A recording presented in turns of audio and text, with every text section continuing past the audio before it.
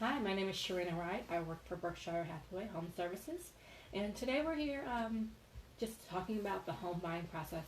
And we're asking some general questions just so we can kind of get an idea, and everybody can have an idea out there of the process of buying property. And if you have any questions, feel free to ask. So my trusty um, marketing guy is going to be here to ask questions, and in the process of asking and answering these questions, if you have any questions you may have, let us know. Great. So I have a question. How do I qualify to buy a house? Okay, so the question is how you qualify to buy a house. And the first and foremost, what I like to tell my clients is there's steps in the process. A lot of times when people are interested in buying properties, they go online and they do a lot of research and try and go on and find different properties, find open houses they go to, which is good because it's good to know kind of what's out there. But the best way and most effective way is really just to actually start by finding an agent or finding somebody you work with and get qualified. And what the qualified process really is that you sit with a lender and you kind of see how much you can actually afford, how much you can actually borrow. And the reason why that's important is because if you were, for example, to go out and look at properties and find a property, let's say for $600,000, you love this home, you fall in love with it, and we're showing different properties, and then when you go to actually then qualify after you've seen all these bunch of properties that may be above your price range, then it kind of deflates to the person because they realize they can't actually afford to pay that amount because they may only be able to qualify, let's say, $500,000. And so that's why the first step is really important to be able to know how much you qualify for. That way we can find properties that's within your budget. And then we're not getting super excited about something you may not be able to qualify for. And that way we kind of know exactly that you can qualify for a specific amount. And that's really the first step of the process. There's two different things that kind of goes within that. There's something that the lender will give you, and of course I'm not the expert in the lending side, but I definitely can give you an idea. They will be able to provide you with a pre-qualification letter and a approval letter. Now, there's two different things within that. The pre-qualification letter essentially is really just they pull just a couple different documents from you, mainly just pull your credit score and maybe a couple other documents just to be able to see how much you can qualify for. And it may just almost like a credit card where you get the pre-approved a pre-qualification letter, and then they actually have to go through the documentations. So to start the process, it's good just to have it pre-qual, but to really kind of be more effective and be more competitive, it's great to be pre-approved. And we kind of go further into that question later as far as what it actually means to be pre-approved, how competitive you can be compared to like a cash offer. And part of my program, what I do is I find strategic ways for us to be competitive and be able to actually compete with cash offers, which is a lot of cash offers that come in and they just take up all these properties because they have all cash. But there's always different programs and different ways that we can be able to be competitive. And that's part of my program and what I can offer. Next question. Okay, great. Any questions out there so far, actually? Okay, so the next question is, do I have to have perfect credit to buy a house? It's interesting that you say that because, and I'll tell you about actually it was one of my relatives who just, they wanted to buy, they were really excited to buy, and they realized, they thought that they had a low credit score, and then they said, well, I have a low credit score, I can't afford it. And I said, well, you gotta be careful because you actually may be able to qualify. The way that they pull your credit score is a lot different from buying a car versus getting a credit card versus buying a property. There's different types of ways that you can actually, different, measurements and requirements that's needed, and it would change the score based upon what you're actually are looking to pull your credit for. So for the mortgages, the average can be anywhere between 580 and higher. There's programs out there like FHA program and different first-time home buying programs that there's offers, and some of those programs you can get away with having a 580 credit score, but there's so many different factors outside just the credit score. It also affects how much income you have, your debt to income ratio, how much debt you have, which will be able to give you an idea of how much you really can qualify for and or as far as your credit score.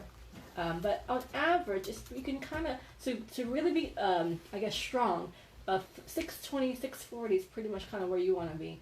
But there are people who have gotten a home for 580, and there's so many different other things outside of that, even if you have a low credit score. Okay. So, what documentation do I need to buy a house? Okay. So there's specific documentation that you need. First and foremost, this is where it kind of goes into the concept of being pre-approved.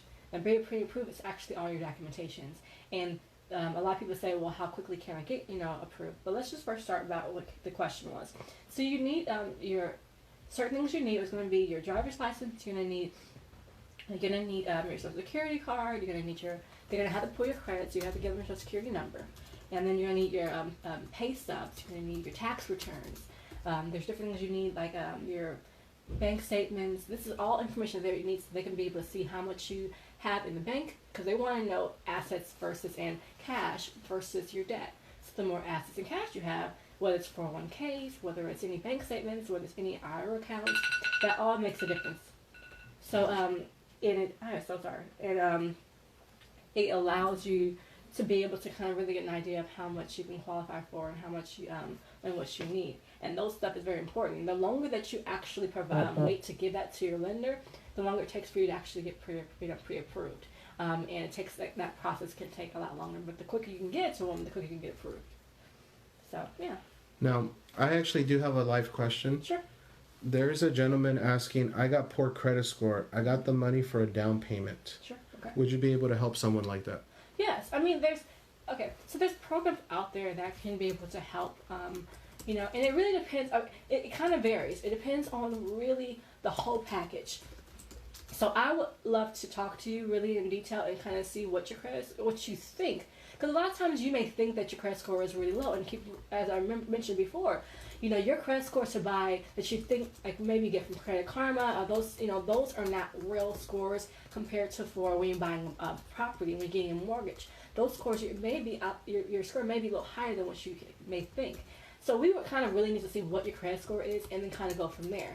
Now, when the good thing about when you're really serious about starting to buy a property, you can pull your credit within a certain time frame. You can pull it from different lenders to kind of get an idea, so it won't affect you. It would show as one pull, but multiple lenders can pull it within that time frame to be able to shop around for a mortgage. But to really answer your question, there's different programs out there, and we have to really kind of see what your score is, because you may be surprised. You may actually think that you have a low score, but for the mortgage side, it may be higher than you think. So I would love to sit down and talk with you, have you sit down and talk with my lender, and be able to see what we can really do to help you out and see what you can be able to do. The fact that you do have a down payment is great, because that's always, sometimes people have great scores and they don't have a down payment or have the funds. The fact you do have funds, it kind of makes it a lot better. But either way, we will have to sit down and kind of get an idea of what works, what the whole package is. Does that help? Okay, we're gonna message you, El Jacobo, and we're gonna find out what Sherina just explained to you. We'll be messaging you to get more information, so that way we can sit down with you and go over the details. Sherina, of course, being the licensed real estate agent. Okay, so let me find out if we have any more questions. Okay. But as far as right now, what areas do you sell houses in? So it's interesting when people ask that question. I sell, my main base is LA County. I've sold properties in Riverside. I sold properties in even like Orange County areas. I kind of go where the need is. But I do kind of try and focus in LA area. But I just sold a property, and even I sold a listing for a seller in West Covina recently. So I kind of just really go where the need's at. I have programs to be able to kind of get a better understanding, a really good. And that's why I'm saying when we sit down and I talk with people, I have different strategics. I feel like it's different from other agents, what makes me kind of different from other agents. I have programs out there to be able to kind of know what's going on in each market. So where, if I'm going in West Covina, I know for A to Z what's going on in the market based upon the different tools that I have. So it makes it easy for me to go into a market and be able to be effective. But as far as the question, I do LA County in general. I don't have a specific, I eventually I may start narrowing down, but right now I kind of go with the need. I don't want to limit myself and go a specific area, because I have the tools to be able to know every market, as well as I don't want, if someone asks me for help, I don't want to be, I don't like to tell people no. I like to be able to make sure I help them. And that I'll also maybe referring you to someone who's just as great as I am. So, but I would definitely like to make sure that I'm in every market that I can potentially be, so I can be able to be a help for everybody. Okay, and just so we can throw out your phone number, what's a phone number where they can contact you if they have general questions in more detail that maybe they don't want to throw their information out on the internet? Mm-hmm. What's a phone number where they can reach you? So you can reach me at 323-642-9367. That's my direct business line, so come directly to me. So if you have any questions, you feel free to text me. Text message is always the best, but you can always call me as well. I'm available. You can also go to my website. It's called www.yourrighthometeam.com. There's a lot of different questions and different information on there. There's videos on there that you'll be able to give you more understanding about what I do, what programs are, as well as general information about the process of home buying. So that's a good website. So again, that was www.yourrighthometeam. That's WRIGHT.com. Great, and then we'll also be posting a link on the comment section, so please be sure to look up the comment section. Yes, sir. And that was yourrighthometeam.com. Great. So moving along. Mm-hmm. How much income do I need to buy a house? Okay, so that is it varies because there's a lot of programs out, which is really great. There's a lot of programs out there right now that kind of helps out. If you're looking to buy an average home right now, it's about $500,000. And so here's how I'll answer that question. There is programs out there. There's FHA. So with FHA, which is a first-time home buying program, that's a 3% down. The average down payment really is 20% down. So if you do the math, 20% of $500,000 will run you at least for the down payment, would be, let's say, $100,000 for the down payment. But if you're looking at first-time home buyer, a $500,000 property, you're looking at $17,500 for the down payment. Now, a lot of times people, they're like, oh, I have a down payment, but then they think that's the only cost associated with buying a property. And so I like to really educate my clients and educate anyone who's out there, because that's important. Some agents, and again, they're just kind of in there just to be able to get the deal done, but I want to make sure you're educated in every step of the process, because a lot of people may not know all the process of the steps of how this works. And so if you're buying a property, you want to make sure that you know that first and foremost you have to have a down payment. Excuse me. You can find lenders who can be able to get you down payments for 5%, 10%, and even the average is 20%, the standard if you're doing conventional alone. And we can kind of talk about more conventional in our next episode and kind of breaking down the difference between FHA versus conventional and different process they have as far as lending and financing for your mortgage. But after you actually do the down payment, there's something called earnest deposit. A lot of people don't realize that that's important. It's a part of your down payment, but it's almost like a security deposit. So when you're submitting an offer, let's say your down payment is $17,500. What you would do is you would then put down, out of that $17,500, you have to have an earnest deposit. This is almost like your collateral, your security deposit. This is important. A lot of people are saying, well, why do I have to put this down? Well, the reason why it's important to put it down is because it shows the seller that you're serious. And now it's so common that it's almost needed. They're not going to even look at your file if you don't have it.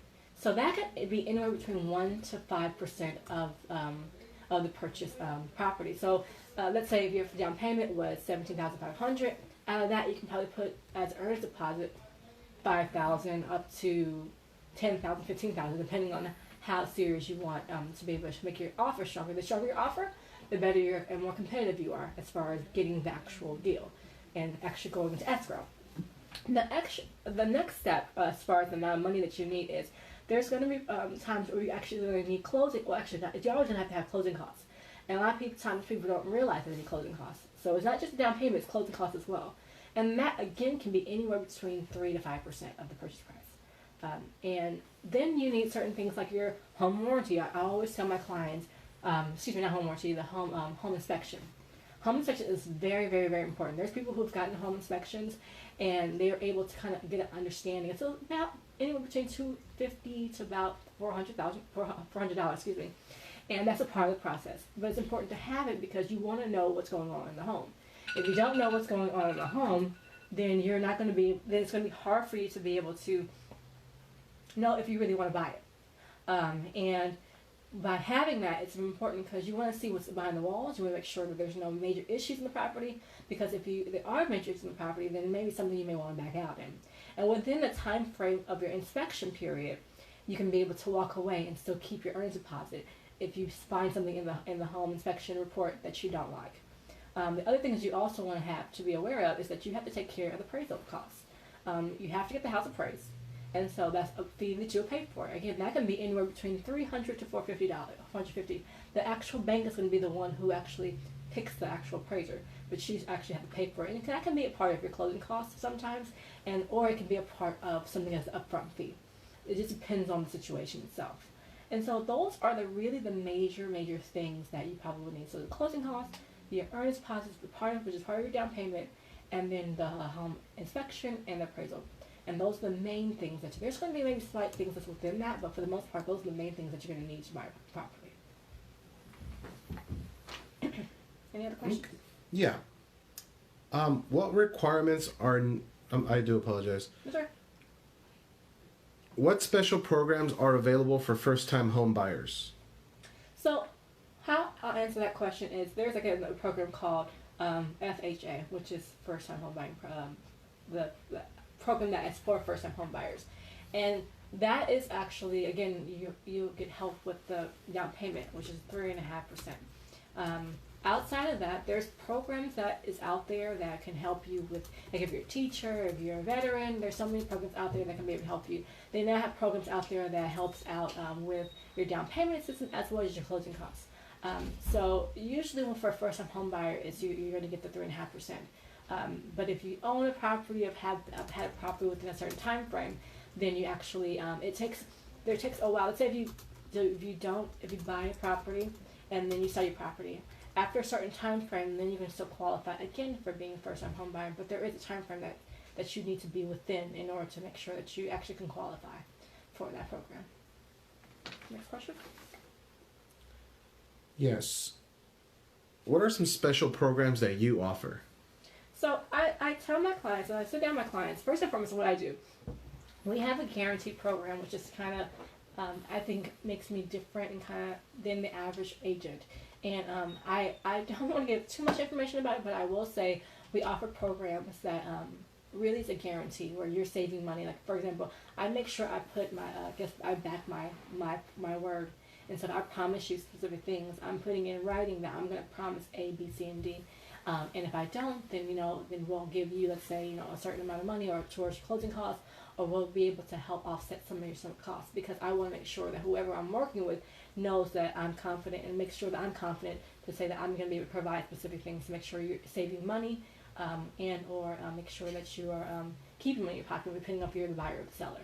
So I have a lot of amazing programs out there. And one thing that's very important outside of the purchasing process, outside of being agent, is really I really think that keeps me different from other agents, is that I actually take a portion of my income and donate it to a company called Miracle for Kids. And this is really dear to my heart, because it's a company and it's nonprofit that actually helps kids who are in need and helps the families. So for example, if a kid is in need and they have a major illness, they're really for major illnesses, the families 9 times out of 10 they have to sometimes quit their job because of, or sometimes the bills are so expensive, and so sometimes they go homeless because of it. Well, this program allows them to be able to offset some of these costs. They even have programs within their organization that actually allows them to actually live with the child in one of their manor for homes, and they pretty much can live for free while the kid is in the hospital dealing with that hard illness they may be going through. So I make sure I donate and raise a certain amount of money every year to be able to go towards that, and I take it from my own income every time I get a referral or a home sale, and donate to this great cause. And so I always tell a lot of my clients and or people out there such as you guys is that the way that you can help me be able to is provide me and help this company is provide me with referrals so that I can be able to get the home sale completed, and then I can be able to donate a portion of my income to this nonprofit, which is called Miracle for Kids. Great cause, dear to my heart, and it's something that I look forward to doing. So I love to, get as much business as I can, because the more business I can get, the more I can be able to give to them. So that's one thing I thought really sets me apart from other agents, and I feel like it's very dear to me outside just making a transaction. And what I would also like to do is, like, if you're interested, we can sit down and go through a free consultation that we can go through and kind of see what you're looking for, your timing and motivation, and also kind of get an idea of what your criteria is. Because what a part of my program is, we'll send you daily updates based upon your specific criteria. That we're not sending you properties that you don't want. We don't want to send you 100 properties that that's a waste of your time. So we'll make sure within my program, within my team, that you'll get daily updates as they come on the market. So it seems like we have a question. So let's go ahead. Yeah. There's a gentleman asking, my wife is trying to buy a home, got good credit, but no down payment. Credit like 60, 50 plus. What can we do? So I guess it really depends on how much money you guys have. Here's the interesting and cool thing about this, is that someone can gift you money. Some people don't realize that. Another thing is, so they can gift you money. What that really means is, let's say you have a great, credit, they do want to see that you have reserves. And if you're going to get money that's gifted, it has to be documented. But if you have the funds, like I said, there are programs out there, depending on how much you do, you have to qualify for the programs. But there's programs out there that can help you with the down payment assistance. There's programs that can help you with the closing costs. So we can kind of go through your file and see kind of what you really have in the bank, and see how much you can really afford. And then we can kind of put you on a game plan to even see if we can qualify you in some of these programs that can be able to help you with your down payment and your closing costs to be able to kind of get you to that next step. If you do have any reserves, or you have to have a down payment. So again, if you're a first-time home buyer, you only need 3.5%, and we will just kind of figure out what area you want to live in versus how much you can afford, and we can be able to sit you down and be able to give you more details on that. But I think we can be able to help you, and even if it's not to right now, we can be able to kind of get you on a game plan. A lot of people, they just say, oh, I can't afford a property, or I don't have enough money, and then they just walk away and feel like they're defeated. But it's important for us to do is sit you down, kind of get an idea of what's really going on in your plan, and create a game plan for you. So that, let's say, we know your credit score may be not super high enough, or you may not have enough money, so let's make sure that we put you on a plan so that you can be able to, within 6 months or a year or whatever else it may be, then we can be able to make sure that we're ready to move forward to be able to buy a property. So it's not just about, let's just get you into a home. We want to sit you down, and that's part of my program, sit you down, put you on a plan so that we can be able, and almost like a financial plan, and sit you down and get you in a situation where we put you in a system to be able to get you in a situation where you can really be able to afford that amazing, beautiful home that you're looking for. So we can definitely help you. I would love to see if we can sit down with you and talk further, and then we can be able to see where you're at. Okay, and also, Dawn, we are now sending you a message. Please reply to the message, and then that way we can connect with you after the stream's over. Okay, so moving along. Yep. What is the process of purchasing a home? So I think we kind of answered that but so the process, to kind of reiterate everything, you first and foremost, and what I would like to do with this question really is, maybe on our next episode, is to really dig deep into it and kind of go the step-by-step process. So we probably will go on the next episode and really kind of go in and talk about it. But just to kind of give a summary of it, the process is first and foremost, like I said, to qualify and get you approved for a loan. And if you need a pre-approval letter, you'll get that from the lender. We'll sit you down. If you have a lender you want to work with, great. If you don't, we can always refer you to somebody. And then after the pre-approval process, then you actually start, you'll see how much you can afford, and we'll actually start looking for homes. I'll send you daily updates, and we'll go on different showings and or look at properties to be able to see, what you may or may not like. I'll either send you properties, or if you see something you like, you can send it to me, and then I'll schedule appointments for you to kind of go sit you down. And I like to be very effective. I like to do things like maybe in a cluster, so that we can be able to make sure that we're being efficient and effective when we're looking at properties. So I would love to say, let's spend all Saturday or all whatever day it works for you, so we can be able to look at properties and hit every home that we can be able to hit within that day, so that we're all being efficient. We know that you guys are busy, and we're all busy, and we don't want to be in a situation where you're just looking at one home and then, wasting time, on something you may or may not like. So that's one thing as far as the process. That's the next step. After you define a property, then we kind of find specialized strategic ways to make sure that you are different from the other 50 or 10 or 5 buyers who may be looking at the same property. And so that was something we'll sit down and talk about, what kind of ways we can kind of make your offer more competitive. But the next step will then be to submit an offer. And we'll go through everything, kind of see what we can do to make your offer strong. And then from there, we'll submit it to the agent who's listing the property. And then from there, if you get your property accepted, that sometimes can go back and forth where you can maybe have to do offer when you submit, or you do a counter offer, and that can go back and forth. Sometimes if it's more than one person that's offering, for example, if we have our offer in and someone else brings an offer, now we're into multi-counter offer that may go back and forth. And once we can accept it, once we do get an accepted offer, then we'll go through a process what's called open escrow. And then there's a lot of different documentation that goes in, and within that, essentially, you're in the process of actually buying your home. And that part, once you are in escrow, when you see it online, when you go on MLS or on the website, it will show as either pending, or under contract, because you actually be in the process of trying to work through the process of actually buying the property. And we'll go into more details with that too, and really kind of dig deep on that in our next episode.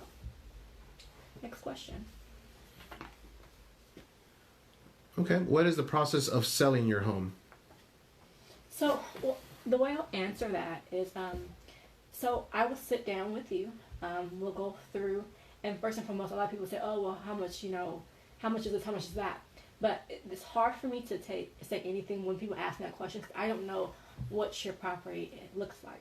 So, for example, if you have a home that you may think may be worth a certain amount of money, I can't give you really good numbers until, number one, I actually see the property. And so that's the first step that I normally do. Come out, get your information, the basic general information of what you're looking for. Come out and look at the property. I do my own evaluation of the property, based upon, it could be the condition of the property, could be like the square footage, the actual number of bedrooms and baths, and be able to give you a comprehensive idea of how much you actually be able to walk away with, so that we all know and that's called a net sheet. I'll provide you with a net sheet to kind of give you an idea of what you can walk away with after all is said and done, because there's closing costs that you have to pay for, as well as there's different costs that you have to associated with. We will have to figure out what you want to. Some people may need do you want to offer that you're going to be able to do repairs on the property, or do you want to be able to have a situation where you're going to give them home warranty? So there's different things that a standard sale normally goes through. And there's a lot of marketing behind that. Then we will do, once we sign our agreement and say we're going to agree to do A, B, C, and D, then we'll actually I like to I have different strategies as far as marketing that we can be able to do to market your property. And I have a guaranteed program, like I mentioned before, that can make sure that we're going to sign and say, I'm going to guarantee you specific things, so that you make sure that you're confident in my business, as well as I'm confident in what you're doing. But it's really a give and take. There's certain things I'm going to require, and some things you should require, as far as once I list your property, because I want to make sure that you have this expectation, that you're looking for, and vice versa. So after we go through that process, as far as putting a sign and doing different marketings for marketing your property, then we'll expect them to get offers on the table. And then from there, we'll kind of go through the process, see what offers you do like, that comes in, and then we'll open escrow depending on the one you accept. And so that's, again, a process that we'll go through. As far as escrow, there's documentations that you have to sign. And then at that point, once we kind of go through all the documentation, sign all that off, and it goes through the lender and the escrow officer, then the ultimate end would be then to sell your property. Okay. And more information where we can go to. For free consultation info. So we kind of mentioned before. So as far as if you have any questions whatsoever, or you're interested in, even if you're just interested in, let's say you say, I really have thought about it, selling my property or buying a property, come and talk to me. That way we can kind of sit you down and get you on that game plan. And again, you can reach me at 323-642-9367, or you can go to my website at yourrighthometeam.com, and on there there's questions and information and a little bit of understanding about my programs that I may be able to offer to you. And we can get you on a process so we can kind of see where you're at. And within there, you know, you can kind of send me an email. You can also email me at at gmail.com and be able to kind of give me a time frame of what you're looking, whether it's buying or selling, what your time frame is, so that I can be able to kind of get you on a plan. And the final question is, how fast can I move into the home I want to buy once the process has started? Okay, with that, it really varies. It kind of depends on what the we always sit down and I guess a simple question answer to that would be it's on average between 30 and 45 days. It can be sooner depending on the lender and your financing. If you're in a situation where you can be able to provide them with all this information up front, you may be able to close sooner. But the average standard time is anywhere between 30 and 45 days. So yeah.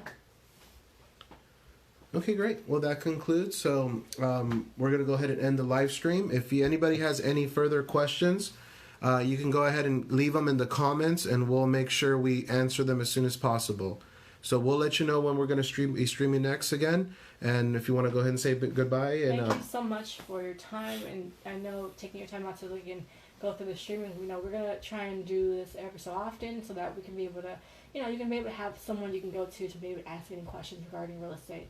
I work in residential, I do commercial, as well as, you know, I can be able to just have a wealth of knowledge as far as just giving you information and sitting us down and be able to kind of get you in the process. So I look forward to seeing you guys again. Hopefully you guys spread the word so that people can be able to know where to go to ask questions. Have a wonderful day and take care. What was your name again, and what company do you work for? My name is Sherina Wright with Berkshire Hathaway Home Service. My office is in Cerritos, but again, I work all LA County.